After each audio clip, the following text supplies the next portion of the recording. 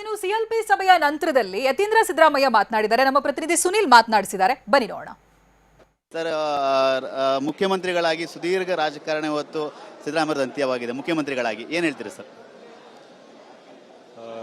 2 ಬಾರಿ ರಾಜ್ಯದ ಮುಖ್ಯಮಂತ್ರಿಗಳಾಗಿ ಕರ್ನಾಟಕದ ರಾಜ್ಯಕ್ಕೆ ಬಹಳಷ್ಟು ಕೊಡುಗೆಗಳನ್ನು ಸಿದ್ದರಾಮಯ್ಯ ಅವರು ಕೊಟ್ಟಿದ್ದಾರೆ.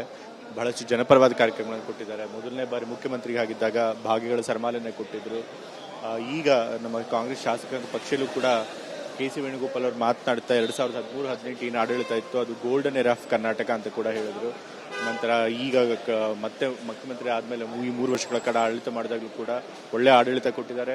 ನಮ್ಮ ಕಾಂಗ್ರೆಸ್ನ ಪ್ರಣಾಳಿಕೆಯಲ್ಲಿರುವಂತಹ ಸುಮಾರು 592 ಭರವಸೆಗಳಲ್ಲಿ 300 ಭರವಸೆಗಳನ್ನು ಈಡೇರಿಸಿಕೊಟ್ಟಿದ್ದಾರೆ.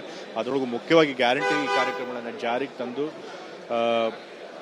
ಅದಕ್ಕೆ ಆರ್ಥಿಕವಾಗಿ ಹೊರೆ ಆದರೂ ಕೂಡ ರಾಜ್ಯದ ಆರ್ಥಿಕತೆ ಬಿಗಡಾಯಿಸದೇ ಇರೋಂಗೆ ನೋಡಿಕೊಂಡು ಆರ್ಥಿಕ ವ್ಯವಸ್ಥೆಯನ್ನು ಸುಭದ್ರವಾಗಿ ಕಾಪಾಡಿಕೊಂಡು ಜನಕ್ಕೆ ಗ್ಯಾರಂಟಿಗಳನ್ನು ಕೊಟ್ಟು ಒಳ್ಳೆ ಆಡಳಿತ ಕೊಟ್ಟಿದ್ದಾರೆ ಸಿದ್ದರಾಮಯ್ಯ ಅವರು, ನಮ್ಮ ತಂದೆಯವರು. ಸೊ ಹಾಗಾಗಿ ಅವ್ರು ಮಾಡಿರೋ ಆಡಳಿತದ ಬಗ್ಗೆ ನಮಗೆ ಹೆಮ್ಮೆ ಇದೆ. ಅವರು ನಡ್ಕೊಂಡ್ಬಂದಂಥ ರಾಜಕೀಯ ಪಯಣದ ಬಗ್ಗೆ ನನಗೆ ಹೆಮ್ಮೆ ಇದೆ, ಸಾರ್ಥಕತೆ ಇದೆ. ಮತ್ತು ಇವತ್ತು ಹೈಕಮಾಂಡ್ ಅವ್ರು ಹೇಳಿದ ತಕ್ಷಣವೇ ಅಧಿಕಾರಕ್ಕೆ ಒಂದಿಷ್ಟು ಕೂಡ ಆಸೆ ಪಡದೆ ರಾಜೀನಾಮೆನ ಕೊಟ್ಟು ಅವರು ಕಾಂಗ್ರೆಸ್ ಪಕ್ಷ ಶಿಸ್ತಿನ ಸಿಪಾಯಿ ಅಂತ ಹೇಳಿದ್ದಾರೆ. ಆದರೆ ಅವರೇ ಹೇಳಿರೋ ಹಾಗೆ ಅದು ಕೇವಲ ಅವ್ರ ರಾಜೀನಾಮೆ ಮುಖ್ಯಮಂತ್ರಿ ಸ್ಥಾನಕ್ಕೆ ಅಷ್ಟೇ ಸೀಮಿತ. ಅವರ ರಾಜಕೀಯ ಪಯಣ ಇಲ್ಲಿಗೆ ಕೊನೆಗೊಳ್ಳೋದಿಲ್ಲ.